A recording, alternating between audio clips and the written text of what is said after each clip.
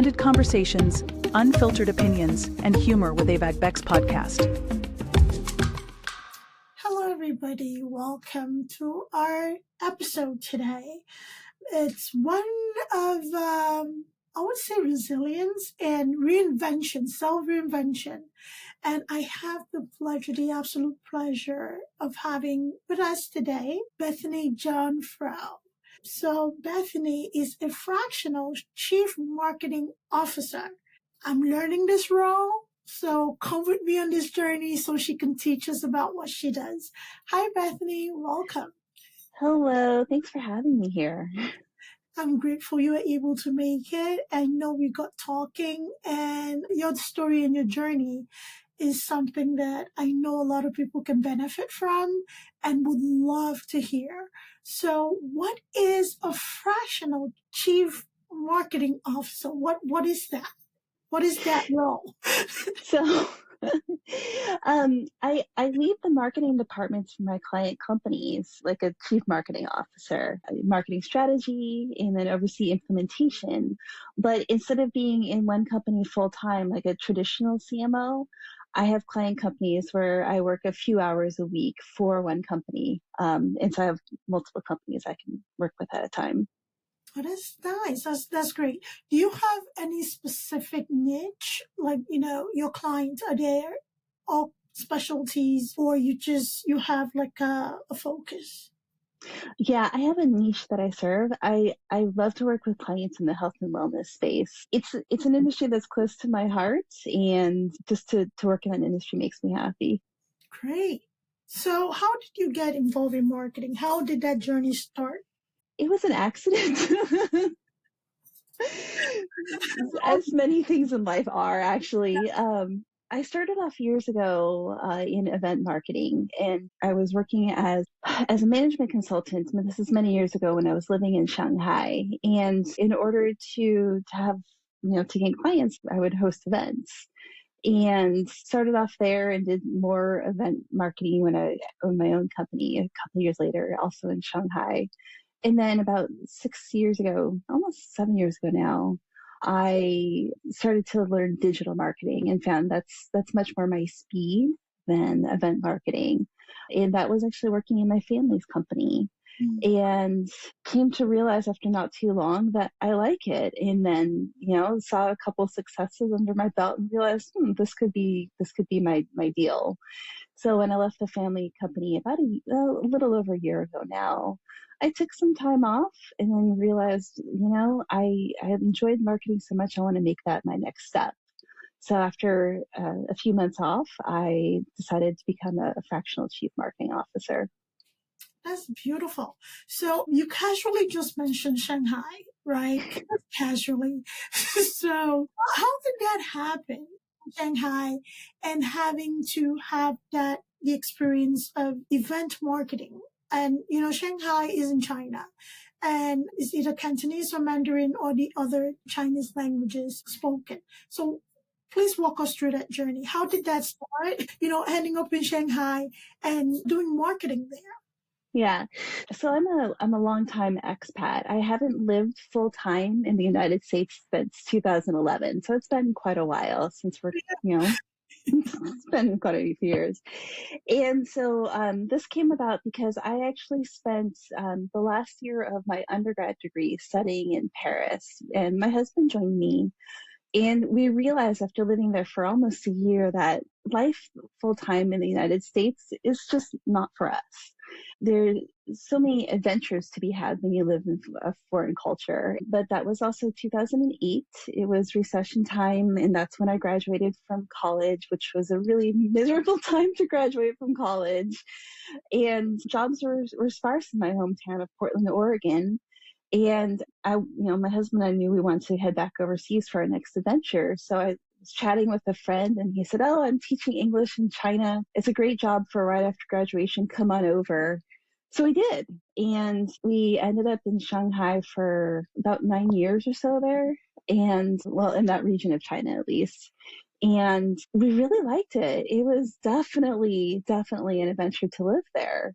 And I started off as an English teacher like so many Americans at that time who were in China, and then said, okay, if I like English teaching, I'll keep on doing this. If I don't, I'll find something else to do. Well, it took me a few years. I found something else to do and ended up in management consulting, again, almost by fluke. It just kind of happened that way. Wow, a lot of beautiful flukes happening for you, and it's refreshing. So, when you're talking about event marketing and we're talking about Shanghai, how was that experience when it comes to language and culture? How did you Mhm. do that? So everybody that I was working with spoke very good English. I worked with a lot of other foreigners who were living in Shanghai at the time, and of course, a lot of Chinese who are local to the area. And the language of business is and has been English. And so the fact that my Mandarin is pretty poor and was at the time and is still today pretty poor, it didn't matter as much in those days because everybody just had wonderful English. And as far as the cultural differences, after living in a culture for a few years and working locally, you just get a sense for the cultural differences. And then, of course, you have to ask for a tremendous amount of feedback from people that you trust. And fortunately, I had surrounded myself by, especially in my professional realm, a very good team who would give me very good feedback to make sure that I was on track and not saying something that was culturally insensitive or, seeking to embarrass myself that way. Okay, it's great to have a good support system that provide valuable feedback because going to a country where you have to learn the culture, it is very important to, understand the nuances of respect and value within that culture. And it sounds like this is something that you did, and thankfully you had people around you that feedback and supported you through that. That's really beautiful. So, you mentioned your Mandarin being poor. Was that something you were concerned about? No. No, in no way was I concerned about that. It proved sometimes to be inconvenient, especially when I needed to talk to like a driver or a shopkeeper to give my address or something, because I never quite mastered the Mandarin tones. It's a tonal language. And I struggled with that the entire time I was there. But, for the latter, actually, after not too long of living there, smartphones started and I got mine. And by the time I had the ability to have a smartphone and have Translate in my pocket, life became infinitely easier. Mhm. All of those translation apps and navigation apps and everything like that make living life as an expat in a foreign culture significantly easier than it was before smartphones. Okay. So other than like the inconvenience that you mentioned, was there a part of you, in addition to learning the culture and understanding the culture, was there a part of you that, although you did have a translator, you still wanted to kind of converse with the locals a little bit in their local language? Because there's a form of relationship that develops from hearing good morning in your language, you know, Yeah. like bridges that human gap? Is that something that you still wanted to do or try, although you had the convenience of a translator app? I learned a little bit. So I learned how to say good morning and the standards like that. But as far as having conversation, part of what a lot of people around me wanted to do, even if I try to speak Chinese, if the other person spoke English, they usually just would drop into English, because especially in a culture like Shanghai at the time, it was quite homogenous. And so I'm quite tall and I'm decidedly I don't look Chinese. And so I stood out quite thoroughly. And so a lot of people would want to join me in speaking English and join me in understanding my take on life. And I wanted to understand their take on life, of course. But generally, the desire from the other person, no matter where they're from, actually was to speak English with me. Okay. That's a nuance that is understandable. If you're struggling to express yourself, why don't we just have a nice conversation in something that we both understand? So, Bethany, how does that translate into marketing? In your experience with traveling and visiting different countries and having to work in them, right? Does the culture affect marketing practices? Hugely. I mean, you have some standards, like you need to check the same kind of data, you need to have the same kind of actions. But there are so many differences, especially in like marketing content, the way that ads look, the things that you say, right down to the way that even the family is portrayed it's culturally relevant. So advertising, like the advertising I used to see on like the walls of the metro in Shanghai, I understood it for what it was, but it in no way was targeted towards me. And so it didn't appeal to me on certain levels the way that like advertising from the US can appeal to me, because that is my home culture. And so, I mean, of course, I understood the point of the marketing, but it just didn't resonate with me in ways that US marketing does. And it's designed to be that way. It's all culturally relevant. Right. So kudos to you for recognizing that and actually working within that industry. How important is it for, especially in the marketing industry or even the investment industry, how important is it for a person to understand the nuances of culture in order to be effective in that culture? Because, you said something very important about, you would see an advert or a poster in the metro and you understand that, yes, this is marketed towards the culture that I found myself. However, it doesn't quite apply to me. And if somebody from that company should hire you, you know exactly how to frame that marketing. However, there's some people that frame things or marketing plans to what they understand in their culture, not necessarily what the culture or the customer's culture needs to see. How important is that? I think it's hugely important. Is to say, if I were like an advertising agency in Shanghai and I needed to hire someone to make content, I wouldn't hire me, frankly, because it does need to be someone who inherently understands the culture and inherently understands what's going to appeal to the larger audience. And so just because I can recognize the differences when I see them doesn't mean that I can create something that's going to truly resonate with the home culture. And so my way to get around that is for content creation, just, have someone create it who really understands the culture in which the marketing will be used. Okay. We do a marketing experience, and for a smaller company who, yes, they do understand the culture, the cultural nuances and the product, right? However, they need your marketing brain. So how would that work if, somebody wants to create content, but doesn't quite know how to, but they understand the culture. And here you are, you understand the content aspect of things. You understand the marketing aspect of things. You just want the content to be created for that culture. So how would you work with a company like that for like a seamless marketing strategy? Honestly, just, communicate as thoroughly as you can about what you're looking for, but then allow a certain amount of flexibility to have the end result not perfectly match what you envision it to look like, and allow it to be more of a group effort. Allow outside influences, especially local influences, to take a hand. And it really comes in hiring someone to fill that role that you really just trust based on their track record.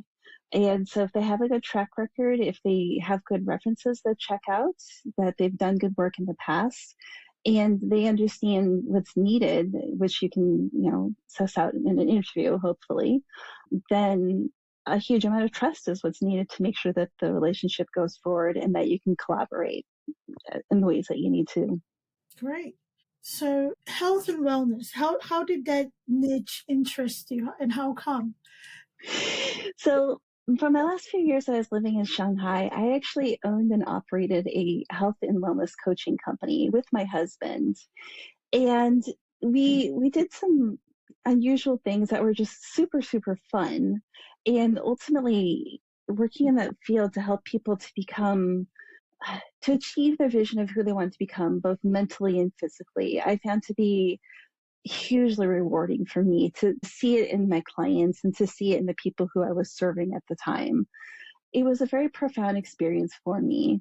And so when I said, okay, I want to become a fractional CMO, what area do I want to serve? And my heart naturally just went to health and wellness, because I'd seen people truly do wonderfully positive things with their lives through things like cleaning up diet or working to reframe their anxieties in life and things like this. And it's an area that I had stepped away from for a few years professionally, and I was really just looking to head back there. So, a little bit of transition was needed, and I've done quite a bit of studying in the field to make sure that the marketing that I bring in is on par for what's needed for the industry. But it wasn't so far-fetched, and it was like a nice refresher, I should say. Right. So what have you discovered about, in your experience, as when you were in Shanghai with your husband and operating from the wellness aspect of things, and now on the marketing side of things, helping founders, right, and business owners to market? So what is a correlation that you've seen between doing the health and wellness piece and also helping founders kind of like breach? Because a lot of entrepreneurs are anxious and stressed, you know. So when you're talking about stress and anxiety, Yeah. makes sense. So what correlation do you see on your business and just being human, I guess? So what correlation do I see between owning a business and being human and being stressed out? Oh, a very, very strong one. Very strong indeed.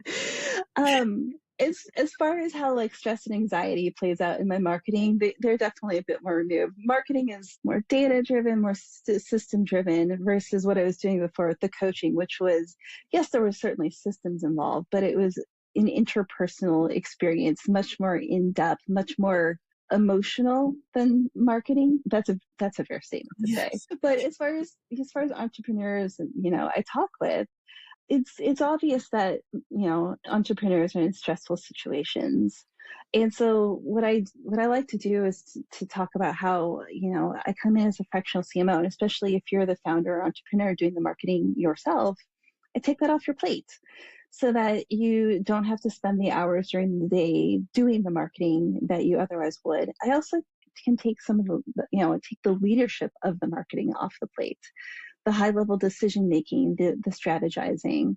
And so generally when I talk with founders about this topic, it's almost like a sense of relief that they don't have to do it themselves. So in a way, you're kind of like, health and wellness, managing them and managing their businesses, when it comes to advertising. I guess, yeah. For you.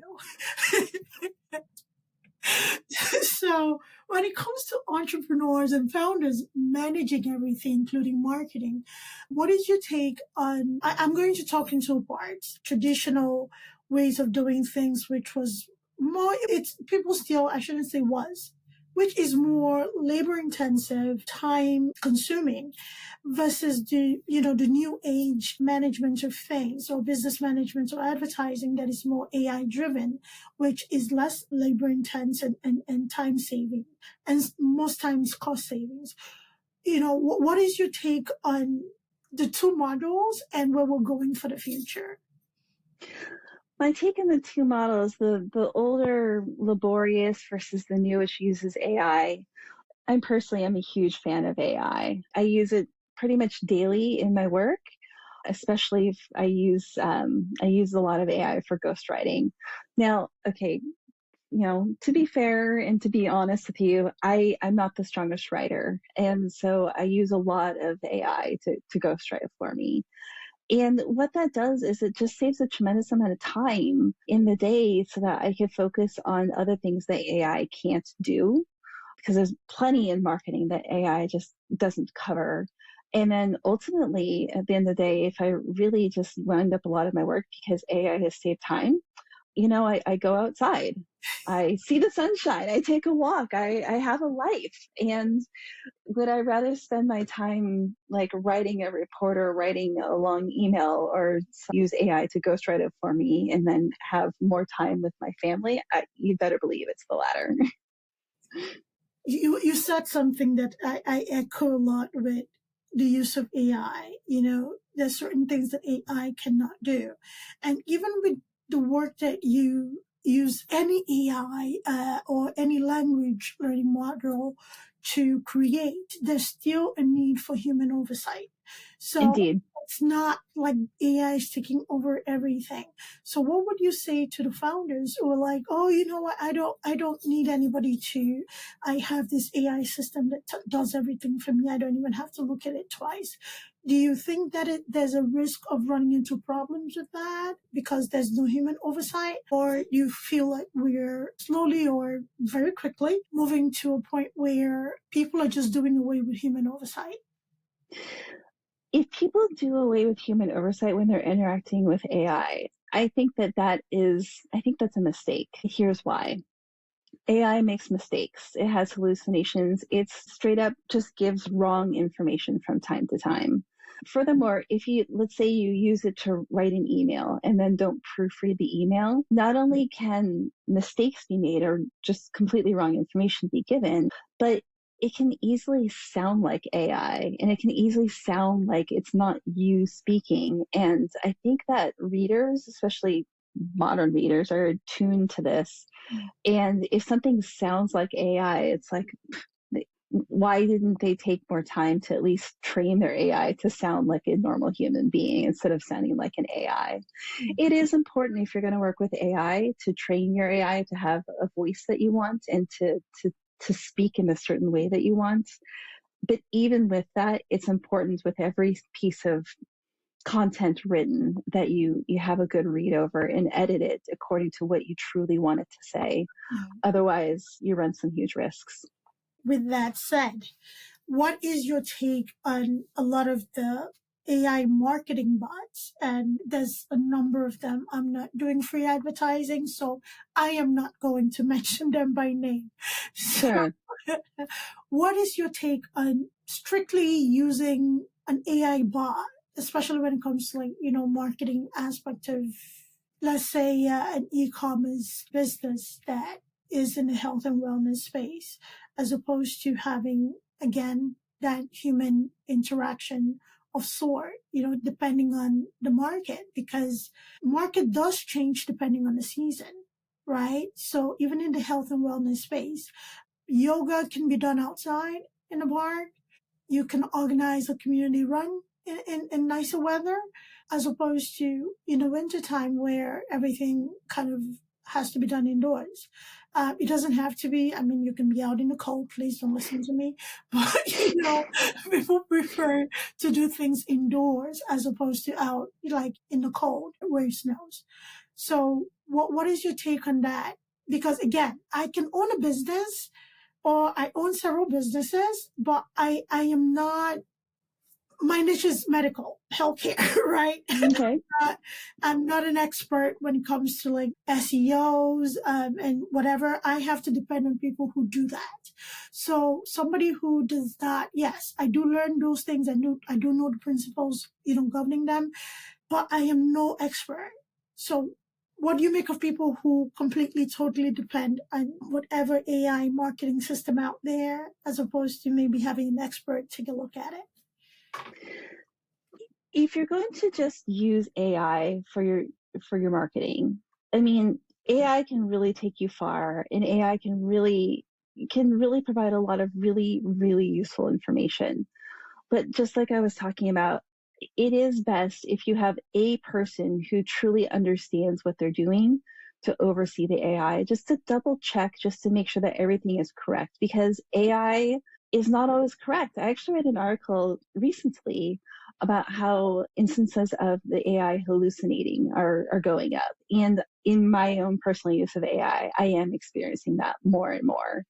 So just given that, you can use AI to generate quite a few things for you in the marketing space. But before deploying, I would always have someone who understands what you're doing look over the work to make sure that it is done correctly and to make sure that it is to the standard that the company needs, and to make sure that it has the correct tone of voice and the correct look and everything that needs to be present. Yeah. Talking about your clientele, right? Mm-hmm. You typically work with or you have a mix with the new age founders who are not shy to utilize various marketing tools, or, the traditional, who kind of like, we've always done it this way kind of founders, and we're not into the new age stuff, or you have a mix of both? I actually don't. Everybody I've talked to, everybody I've worked with is all in on AI. And I maybe it's just because I'm so keen and, birds of a feather flock together. It hasn't come up whenever I started to talk about using AI for this or that. I've not experienced pushback. Wow, that is refreshing to hear.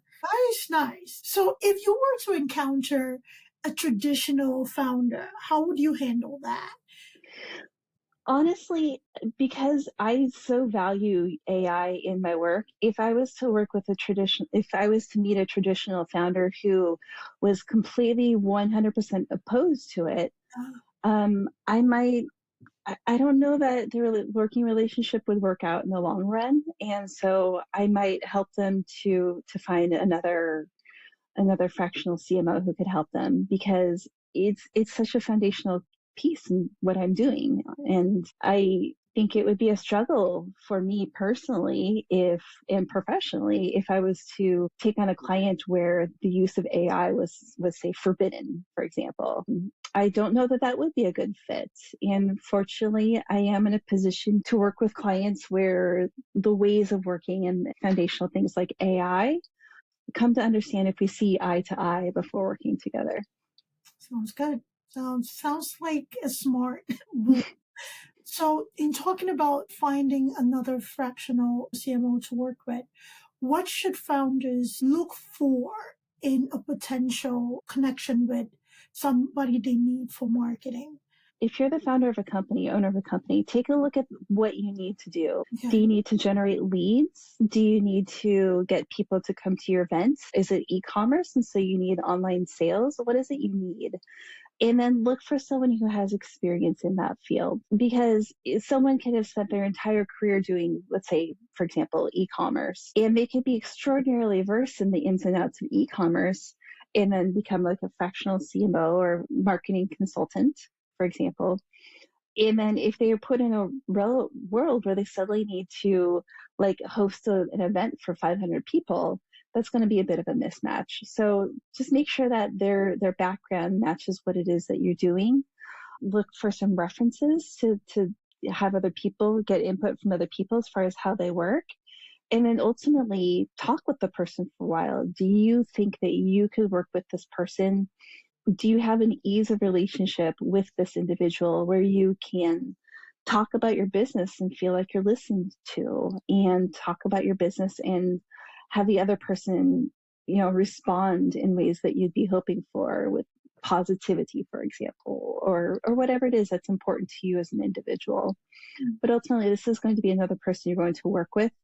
If you don't like them, you're going to have some problems. True. I believe, just like in fairy tales in business, you kiss a few frogs before you get to your prince, and that's okay. Oh, yeah. I think, people think business relationships are meant to be forever. So are marriages. So are other things that are meant to be forever. But sometimes things just don't work out that way. So don't be shy to recognize when things don't work out and walk away. It's okay. So on the vein of a business owner must know where they need help or where they need improvements in their business.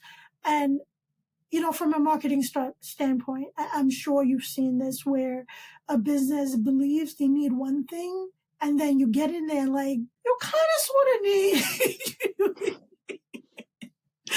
Yeah. So how receptive should a business owner be when an expert actually suggests something? Oh, goodness, please be receptive.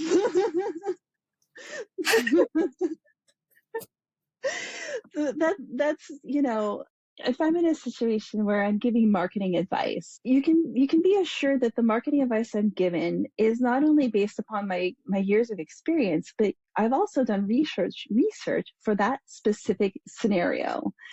And it's been thought out, it's been researched, and it's not delivered lightly. Advice, I should say. Advice is never delivered lightly. Advice is delivered after a tremendous amount of thought has been given as to what should go into it.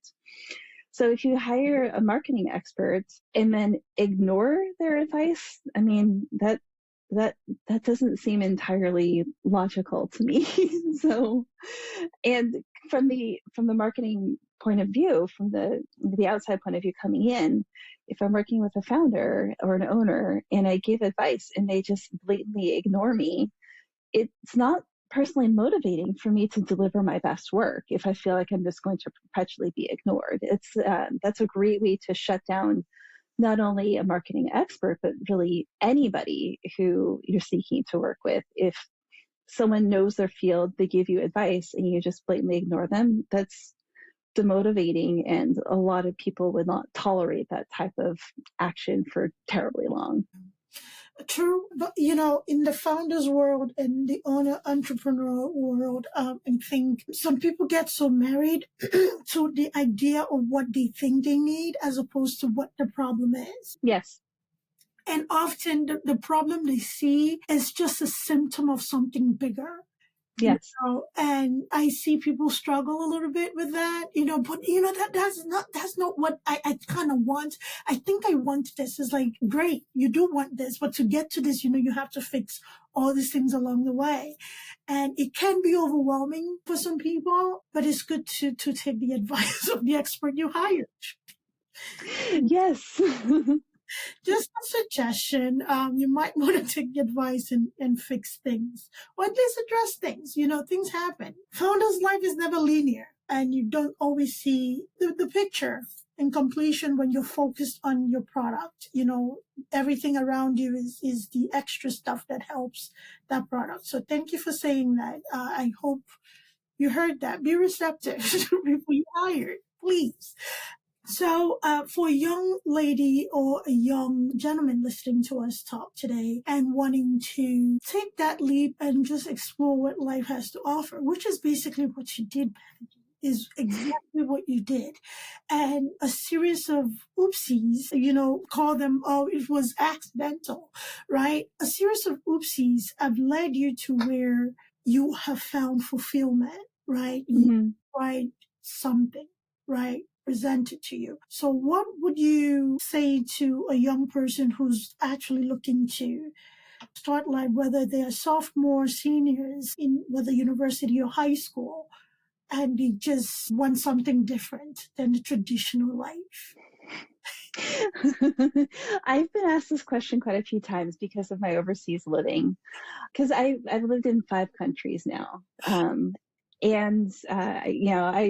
United States is where I was born, France, China for almost a decade, Czech Republic for about 3 years, and now I've been in Portugal for almost 3 years. Nice. And my advice to young people looking to start out is just take the risk. If it's something that you want, take the risk. Just try it and see what happens. Now, a lot of people actually talk with me about what it takes to live overseas because that's been my way of living for so long.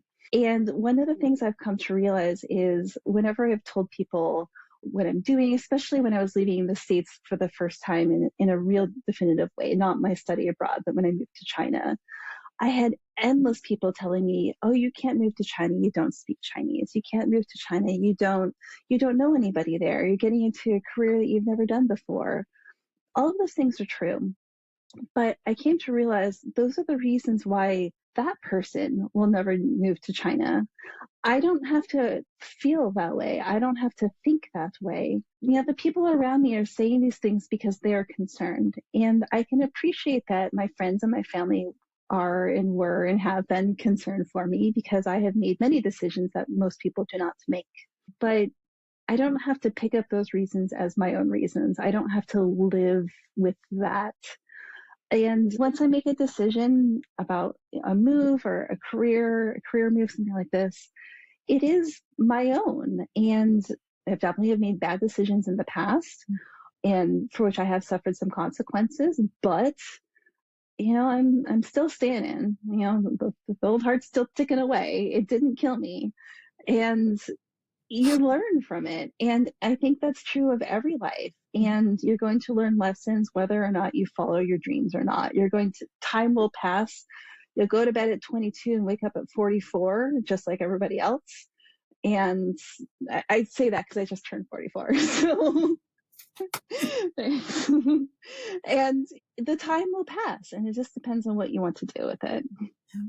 Time will pass. And I think the one thing that cripples a lot of people is fear. And, taking on other people's fear. Your brain was designed, or your consciousness, I should say, was designed to keep you safe.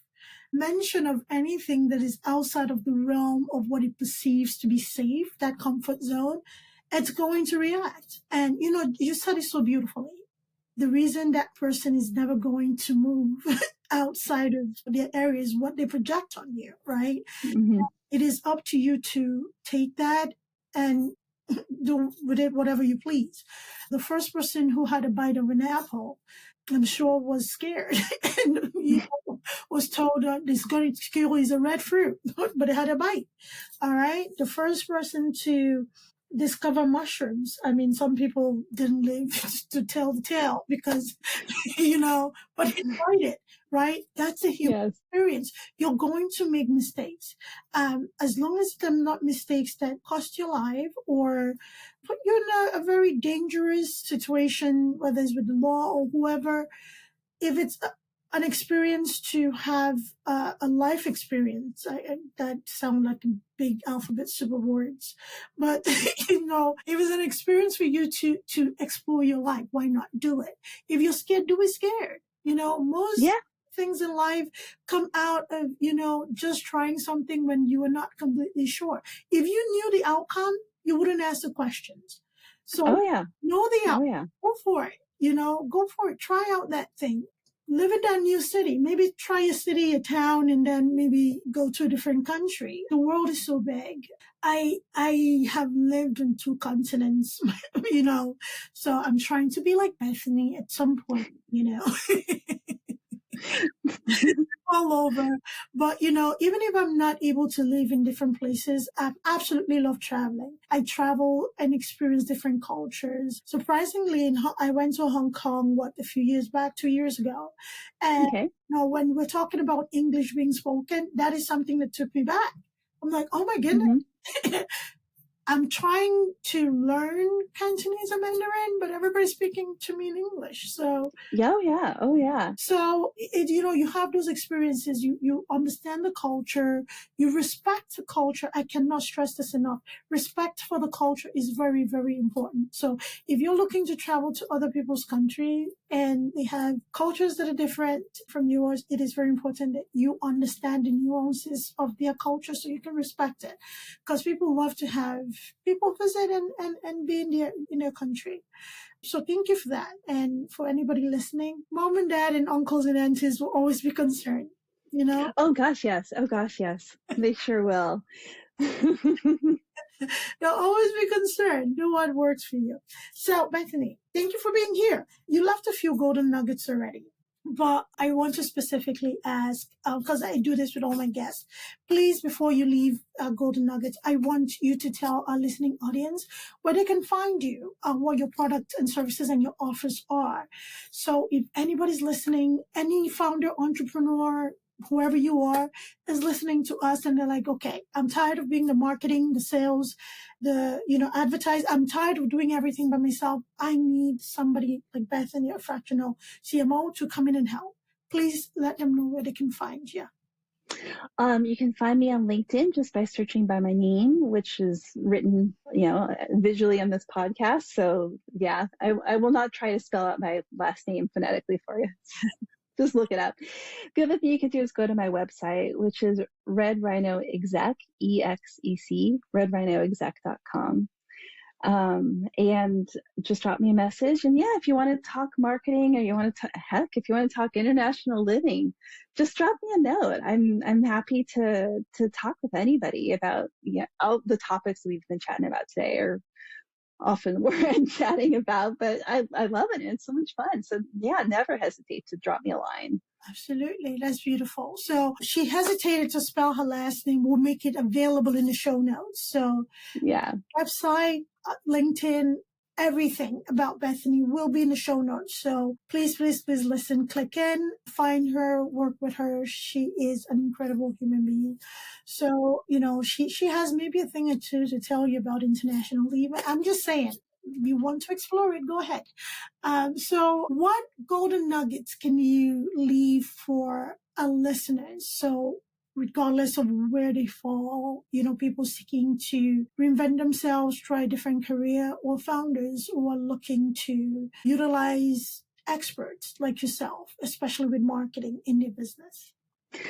Oh, so I have to say, I guess a little nugget would be, especially if you're doing something new, it's easy to feel like you're a fraud or an imposter, or, oh my goodness, this is so beyond my capabilities. Well, the truth of the matter is you're not alone in feeling that way.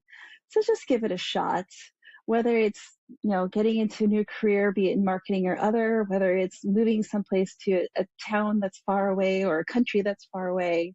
Plenty of people have done it before you. They're still living. And just give it a shot, even if it makes you afraid. And don't let that fear hold you back from something that you really want to do. Yeah, I agree. Nothing else to add. I agree. So go for it. All right? Go for it, people. Thank you so much, Bethany, for being here. It was a great conversation. I knew we would have a great time. I told you that already. Yes. So it was a great conversation. This was beneficial to me. It reinforced a lot of things that I knew, and also I learned new things from Bethany.